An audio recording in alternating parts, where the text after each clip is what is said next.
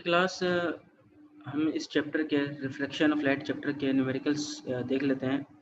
ठीक है, मैं आप लोगों को यहाँ पर एग्जांपल्स का सॉल्यूशन समझा दूंगा, फिर आप लोगों ने न्यूमेरिकल प्रॉब्लम्स आप लोगों के असाइनमेंट का पार्ट होंगे।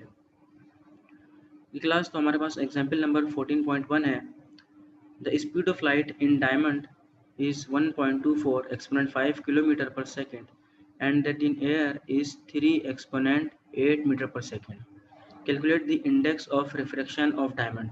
हमें इस न्यूमेरिकल में डायमंड का रिफ्रैक्टिव इंडेक्स मालूम करके बताना है। तो अब हमारे पास क्या है, speed of light in air VA हमारे पास कितनी है, 3 exponent 8 metre per second. Speed of light in diamond VD is equal to हमारे पास कितनी है, 1.24 एक्सपोनेंट 5 किलोमीटर पर सेकेंड। तो ये किलोमीटर पर सेकेंड में है, हम इसे मीटर पर सेकेंड में कन्वर्ट कर लेंगे। हम इसको मल्टीप्लाई कर देंगे 1000 से, तो ये हमारे पास मीटर पर सेकंड में कन्वर्ट हो जाएगा। रिक्वायर्ड क्या है, हमें मालूम क्या करना है, हमें मालूम करना है refractive index of diamond. Formula हमारे पास क्या है रिफ्रैक्टिव इंडेक्स मालूम करने के लिए? फॉर्मूला हमारे पास velocity of air divide by velocity of different medium. जो तो हमारे पास जो दूसरा मीडियम है हम उससे डिवाइड कर देंगे। हमारे पास दूसरा मीडियम यहाँ पर क्या है, डायमंड है, तो वेलोसिटी ऑफ एयर को हम डिवाइड कर देंगे वेलोसिटी ऑफ डायमंड से। ठीक है, तो हमारे पास सिंपली आंसर आ जाएगा रिफ्रैक्टिव इंडेक्स। ठीक है, ये आप कैलकुलेटर से इसको कैलकुलेट कर लोगे, हमारे पास ND यानी refractive index of diamond is equal to 2.42 answer आ जाएगा। ठीक है, बहुत सिंपल सा न्यूमेरिकल है। एग्जाम्पल नंबर 14.2 देखें। Light passes from air into diamond with an angle of incident of 450. Calculate the angle of refraction if the index of refraction is of diamond is 2.42. ठीक है, हमारे पास क्या मालूम करना है, हमें एंगल ऑफ रिफ्लेक्शन मालूम करना है। हमें एंगल ऑफ इंसिडेंट दे दिया गया है 450, हमें रिफ्रैक्टिव इंडेक्स मालूम बता दिया गया है। ठीक है, और हमें मालूम क्या करना है, एंगल ऑफ रिफ्रैक्शन। तो एंगल ऑफ इंसिडेंट हमें गिवन है कितना, 45 डिग्रीज। चाहिए 450 डिग्रीज है बेटा ये, ठीक है ना, यहाँ पर मिस प्रिंटिंग हो गया है। ठीक है, ये 45 डिग्रीज है, 450 नहीं है। ठीक है, तो एंगल ऑफ इंसिडेंट 45 डिग्रीज।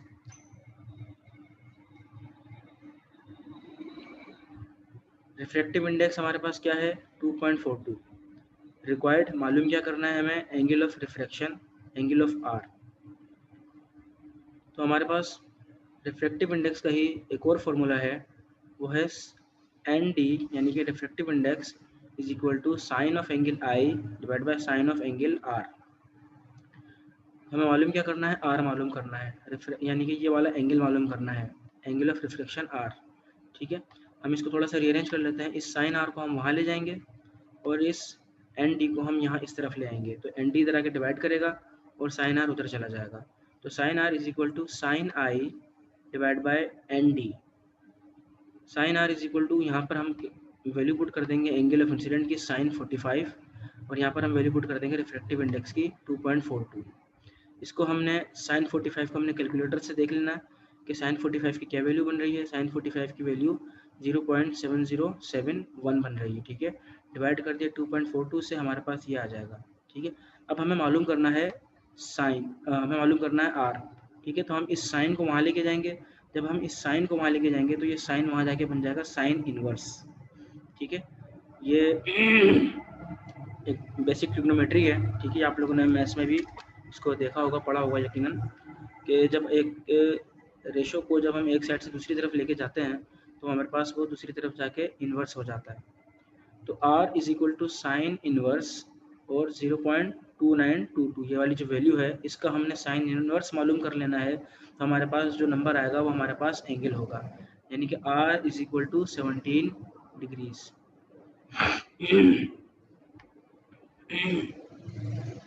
एक बार फिर मैं समझा देता हूँ आप लोगों को। ठीक है, हमारे पास यहाँ पर एंगल ऑफ इंसिडेंट दिया गया है 45 डिग्रीज और रिफ्रैक्टिव इंडेक्स दिया गया है 2.42। ठीक है, एंगल ऑफ इंसिडेंट कितना है हमारे पास, 45 डिग्रीज, और रिफ्रैक्टिव इंडेक्स हमारे पास है 2.42। हमने ये वाला फॉर्मूला लगाया रिफ्रैक्टिव इंडेक्स का। ठीक है, sine I divide by sine R। ठीक है, साइन R को हम वहाँ ले गए और ND को हम यहाँ ले आए। तो यहाँ पर हमने वैल्यूज मालूम कर ली हैं, ठीक है। sin 45 की वैल्यू आप कैलकुलेटर से मालूम करोगे, फिर इसको कैलकुलेट करोगे, ठीक है।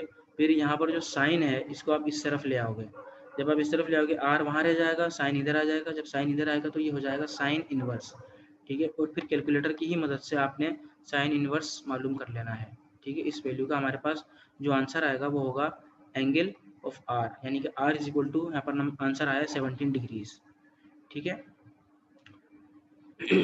Example number 14.3. What is the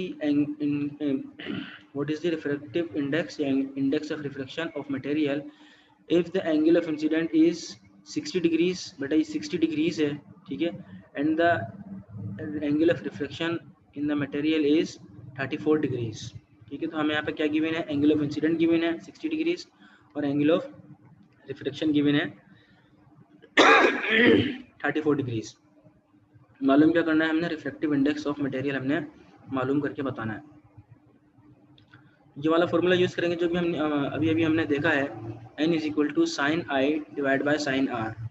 तो साइन आई कितना है 60, साइन आर कितना है 34, इन दोनों की वैल्यूज को हम मालूम करेंगे कैलकुलेटर से और डिवाइड करेंगे, हमारे पास आंसर आ जाएगा n इज इक्वल टू 1.55, यानी कि रिफ्रैक्टिव इंडेक्स कितना हमारे पास कैलकुलेट होकर आया है 1.55।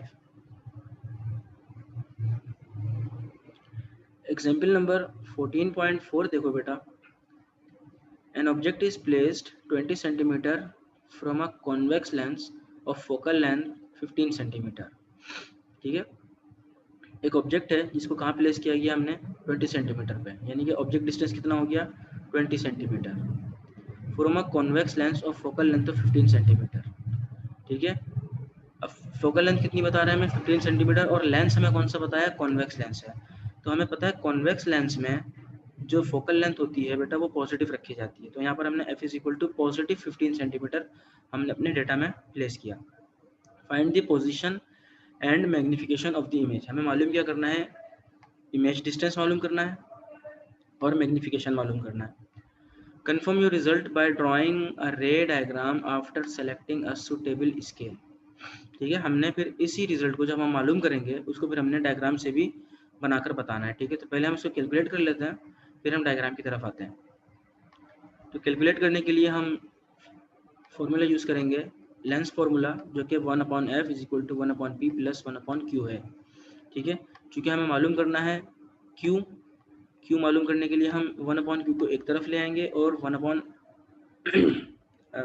यहाँ से हम 1/p को इस तरफ ले आएंगे, तो हमारे पास रह जाएगा 1/q is equal to 1/f minus 1/p, ठीक है। फिर बिल्कुल वैसे ही जैसे हमने पहले कैलकुलेशंस किए हैं, ठीक है, एलसीएम ले लेंगे, ठीक है। यहाँ पर दोनों की वैल्यूज रख दी है हमने, f की वैल्यू रख दी है और p की वैल्यू रख दी है, फिर हमने एलसीएम ले लिया है, एलसीएम लेने के बाद हमने ये वैल्यू निकाल ली है कैलकुलेट करके और फिर इसको फ्लिप कर दिया, 1/q था तो हमने इसको फ्लिप किया, q ऊपर ले गए तो हम इस यहाँ पर राइट साइड पर 60 को भी ऊपर ले जाएंगे, तो 1/q इज इक्वल टू 1/60 को जब हम फ्लिप करेंगे तो हमारे पास आ जाएगा q is equal to 60 centimetre, ठीक है। ये हमारे पास क्या मालूम हो गया, हमें इमेज डिस्टेंस मालूम हो गया 60 सेंटीमीटर। इसके साथ साथ हमें क्या मालूम करने के लिए कहा गया था, हमें मालूम करने के लिए कहा गया था मैग्निफिकेशन, यानी कि m मालूम करना था। तो मैग्निफिकेशन का जो फॉर्मूला है वो है p/q, तो p is equal to 60 divide by q हमने कितना मालूम, बेटा ये गलत लिखते हैं, q/p है, ठीक है। यहाँ पर आप इसको करेक्शन कर लेना, q/p है, ठीक है। Magnification is equal to q/p, तो 60 डिवाइड बाय 20, q की वैल्यू हमने निकाली है 60 सेंटीमीटर डिवाइड बाय p की वैल्यू 20 सेंटीमीटर, ठीक है। आई रिपीट, मैं दोबारा रिपीट कर रहा हूँ, यहाँ पर जो मैग्निफिकेशन का फॉर्मूला है उसमें magnification is equal to q/p है, ठीक है। ये सारे फार्मूलाज आप लोगों ने पहले एक पेज पर लिख लेने हैं एक जगह पर, ताकि फिर बाद में कन्फ्यूजन ना हो, ठीक है। मैग्निफिकेशन का formula in terms of p&q, magnification का formula in terms of height of image और हाइट ऑफ ऑब्जेक्ट और क्या कहते हैं लेंस फार्मूला। तो हमारे पास मैग्नीफिकेशन भी मालूम हो गई है, हमारे पास इमेज भी मालूम हो गई है, ठीक है। इसमें कोई कन्फ्यूजन तो नहीं है जो मैंने ये वाली बात बताई आप लोगों को, magnification is equal to q/p, बस इन्होंने p ऊपर लिख दिया q नीचे लिख दिया है, q ऊपर आना है और p नीचे आना है, ठीक है। तो अब यहाँ पर हमारे पास मैग्नीफिकेशन आ गई है 3 और q आ गया हमारे पास 60 सेंटीमीटर। तो Q हमारे पास पॉजिटिव रिजल्ट में देखो यहाँ लिखा हुआ है Q is positive so the image is real. अगर Q नेगेटिव होती तो हमारे पास इमेज वर्चुअल होता, ठीक है, लेकिन Q पॉजिटिव है तो हमारे पास इमेज रियल है, इन्वर्टेड है, and the image is form will be magnified thrice, यानी इमेज जो है वो क्या होगी 3 टाइम्स होगी, ठीक है। अच्छा वापस जाते हैं इसकी डायग्राम की तरफ।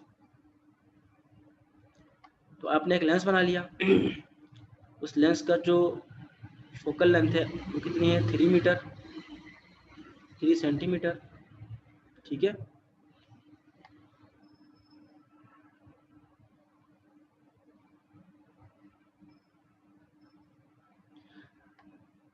अच्छा यहाँ पर हमने स्केलिंग कर दी है बेसिकली, ठीक है ना। तो यहाँ पर उन्होंने स्केलिंग बताई नहीं है, ठीक है। अच्छा मैं आप लोगों का काम ये करूँगा कि ये वाली जो इमेज है ये प्रॉपर स्केल के साथ, कि हमने ग्राफ पे क्या स्केल रख के बनाना है इसको, ठीक है। तो वो प्रॉपर स्केल के साथ मैं आप लोगों को बता दूंगा कि किस तरह से ये इमेज, क्योंकि देखें यहाँ पर बेसिकली 15 सेंटीमीटर है, तो 15 सेंटीमीटर अगर मैं ड्रॉ करूँगा, ठीक है, तो मेरे लिए फिर ये बहुत ज़्यादा बड़ी इमेज बनेगी। तो यहाँ पर इन्होंने सिंपली क्या किया है कि इन्होंने स्केलिंग कर दी है 5 सेंटीमीटर की। यहाँ पर इन्होंने लिखा नहीं है, बताया नहीं है, ठीक है, लेकिन इन्होंने 5 सेंटीमीटर को 1 सेंटीमीटर की स्केलिंग करके बनाया है, ठीक है। तो ये वाली जो इमेज है ये मैं आप लोगों को दोबारा से एक दफ़ा सही से दोबारा बना के स्केलिंग के साथ आप लोगों को सेंड कर दूंगा, ठीक है। वैसे तो ये इमेज वगैरह एग्ज़ाम में बनाने के लिए बहुत कम आती हैं या शायद आती ही नहीं है, ठीक है, लेकिन फिर भी मैं आप लोगों को ये वाली इमेज बनाना एक तरह से किस तरीके से अगर ये बनाने के लिए आ जाए तो ये मैं आप लोगों को बता दूंगा, ठीक है बेटा। यहाँ तक किसी को कोई कन्फ्यूजन है तो कोई पूछ लें आप लोग।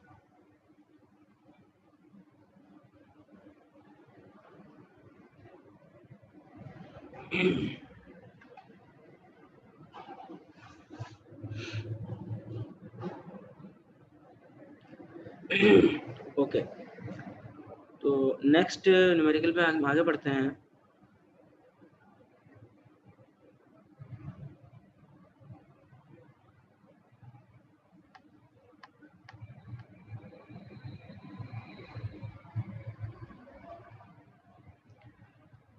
Our next example is an object is placed 12 centimeter from a convex lens of focal length of 18 centimeter, ठीक है।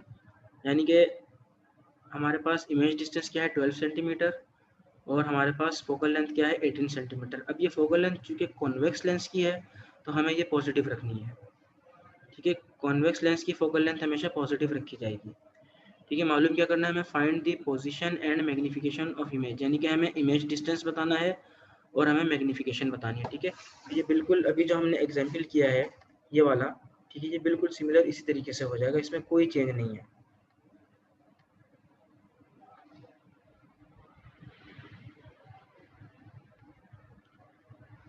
नेक्स्ट न्यूमेरिकल देखते हैं बेटा।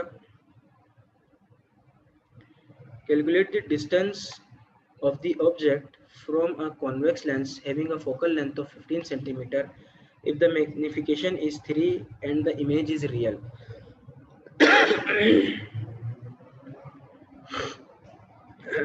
यहाँ पर हमारे पास कह रहे हैं कि फोकल लेंथ दे दी है हमें कॉन्वेक्स लेंस की, तो फोकल लेंथ हमने पॉजिटिव रखनी है, ठीक है, पॉजिटिव 15 सेंटीमीटर, ठीक है।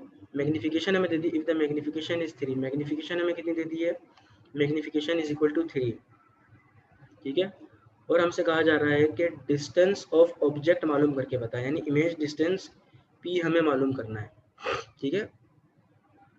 तो सबसे पहले तो हम इस मैग्निफिकेशन को यूज़ करेंगे, ठीक है। Magnification is equal to q upon p, ठीक है। मैग्निफिकेशन को हमने यहाँ पर 3 लिखा और पी को हम वहाँ ले गए, तो हमारे पास क्यू की क्या वैल्यू आ गई, Q is equal to 3p, ठीक है।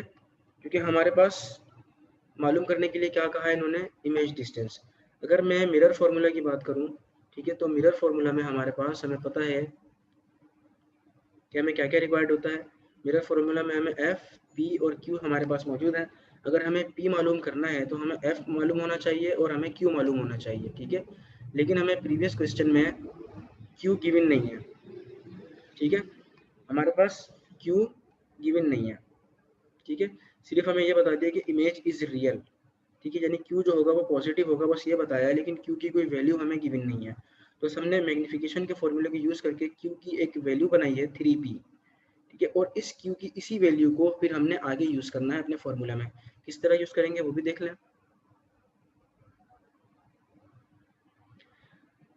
1/f is equal to 1/p plus 1/q, ये हमारा लेंस फार्मूला है, ठीक है। अब f की जगह पे मैंने 15 रख दिया, p की जगह पे, p तो मुझे मालूम करना है, p एज इट इज आ जाएगा, और इस q की जगह पर जो हमने अभी थोड़ी देर पहले मालूम किया है मैग्नीफिकेशन के फॉर्मूले के through, q is equal to 3p, वो हमने यहाँ पर q is equal to 3p यहाँ पर पुट कर दिया, ठीक है। अब हमने क्या करना है, एलसीएम ले लेना है, ठीक है, ये एलसीएम लेंगे, एलसीएम लेने के बाद इसको सॉल्व करेंगे। जब हम इसको सॉल्व करेंगे तो हमारे पास आंसर आएगा 1/15 इज इक्वल टू 4/3p, ठीक है।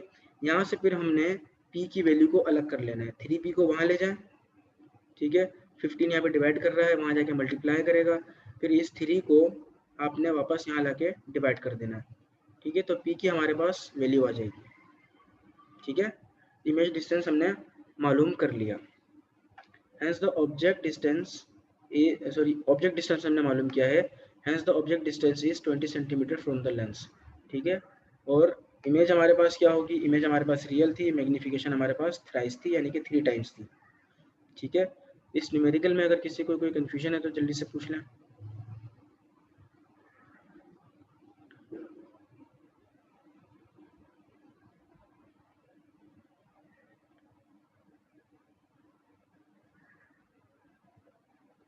ठीक है बेटा, आगे बढ़ते हैं।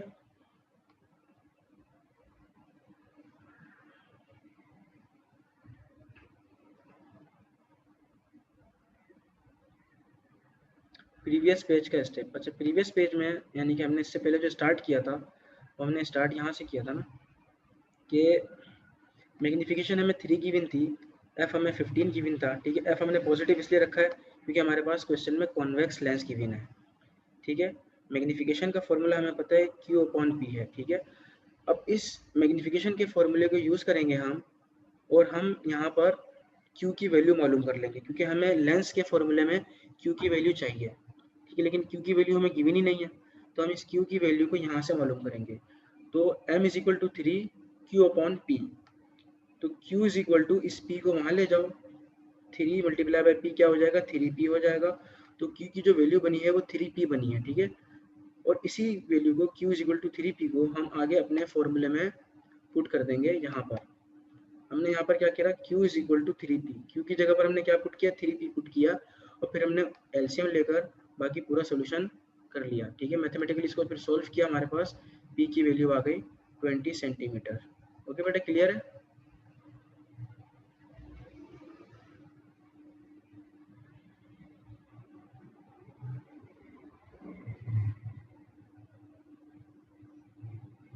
ओके, नेक्स्ट एग्जाम्पल हम देखते हैं, example number 14.7, find the focal length of a convex lens if P is 5 centimeter, Q is 10 centimeter and the image is formed is virtual, ठीक है। हमारे पास P कितना है 5 सेंटीमीटर, Q हमारे पास कितना है 10 सेंटीमीटर, लेकिन हमने यहाँ पर साइन लगाया है माइनस का, ठीक है। हमने साइन माइनस का सिर्फ इसलिए यूज़ किया है क्योंकि हमें क्वेश्चन में बताया गया कि जो इमेज फॉर्म हो रही है वो वर्चुअल है। अगर रियल होती तो हम पॉजिटिव लगाते, चूँकि वर्चुअल इमेज है तो हमने यहाँ पर क्या लगाया है, नेगेटिव साइन लगाया है, ठीक है। बाकी जो पूरा न्यूमेरिकल है ये लेंस फार्मूले से बिल्कुल एज इट इज़ सॉल्व हो जाएगा जैसे हम करते आए हैं, ठीक है। ये 1/-10 है, ठीक है। तो यहाँ पर हमारे पास आगे इस माइनस साइन की वजह से, क्योंकि 10 के साथ माइनस साइन था तो प्लस माइनस माइनस हो जाएगा, और यहाँ पर हमारे पास क्या एक्सप्रेशन बन जाएगी 1/5 माइनस 1/10, ठीक है। बाकी फिर आप लोगों ने एलसीएम लेकर इसको सॉल्व कर लेना है, ठीक है। एग्जाम्पल नंबर 14.8,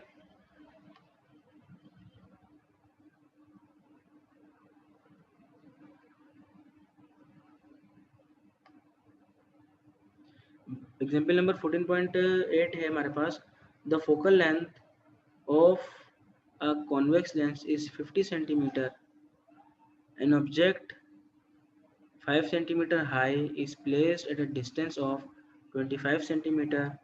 सेकेंड हमारे पास 75 सेंटीमीटर फ्रॉम द लेंस, यानी एक दफ़ा उसको हमने प्लेस किया 25 पे, सेकेंड हमने प्लेस किया 75 पे, ठीक है।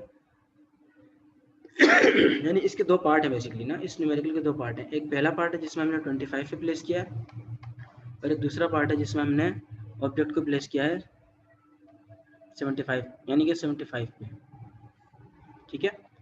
Determine the position, nature and height of image.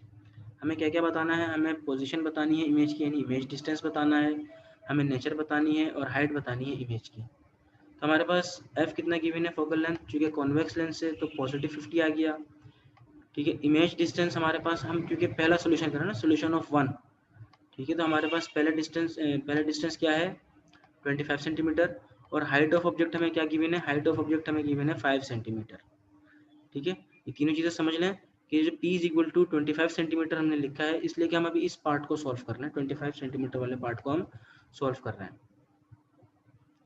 तो height of object is equal to 5 centimetre है, ठीक है।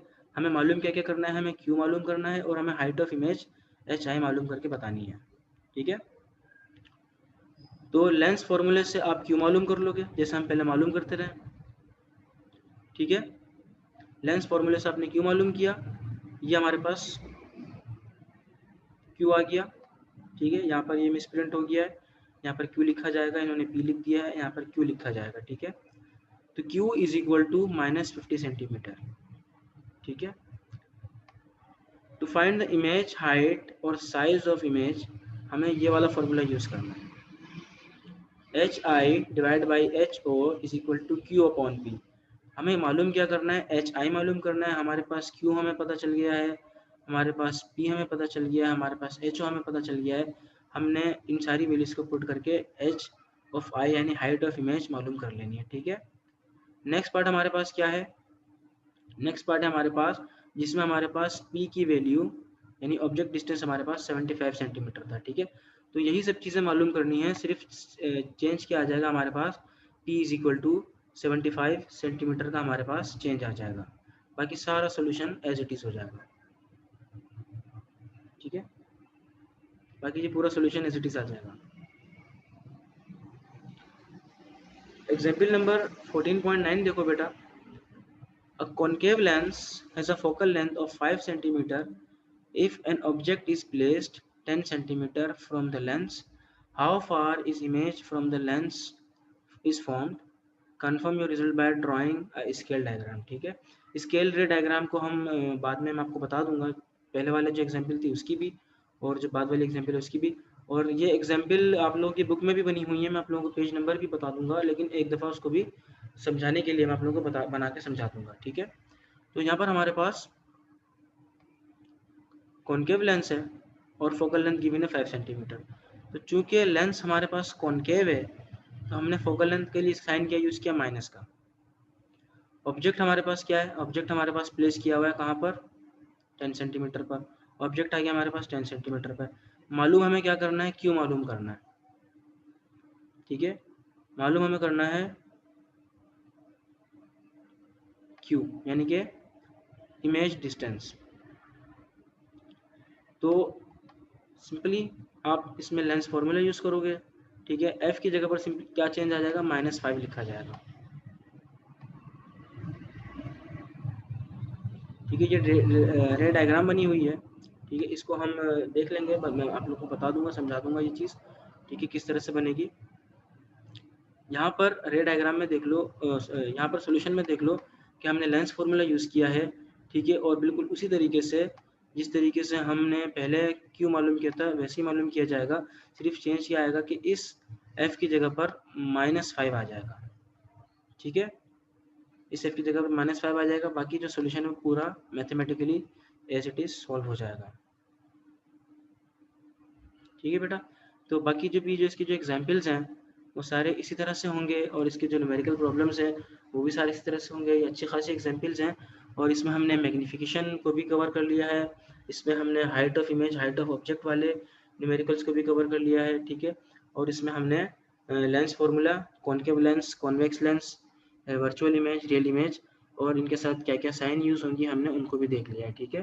तो अब आप लोगों को न्यूमेरिकल क्या कहते हैं न्यूमेरिकल प्रॉब्लम का असाइनमेंट मैं आप लोगों को भेज दूंगा कि आप लोगों ने क्या करना है, ठीक है। वो आप लोगों को ग्रुप पे आप लोगों को मिल जाएगा।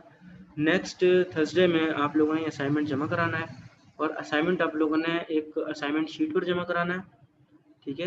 यानी कि असाइनमेंट नंबर 1 के लिए फिर एक शीट होगी, ठीक है। और एक से ज़्यादा भी हो सकती है, अगर आपका एक में नहीं आ रहा है तो कोई मसला तो नहीं है, ठीक है। और उसके साथ फिर आपने एक उसके साथ फाइल यूज़ करनी है जिसमें आपका सारा जो असाइनमेंट है वो एक जगह पर कंपाइल हो जाए, ठीक है बेटा।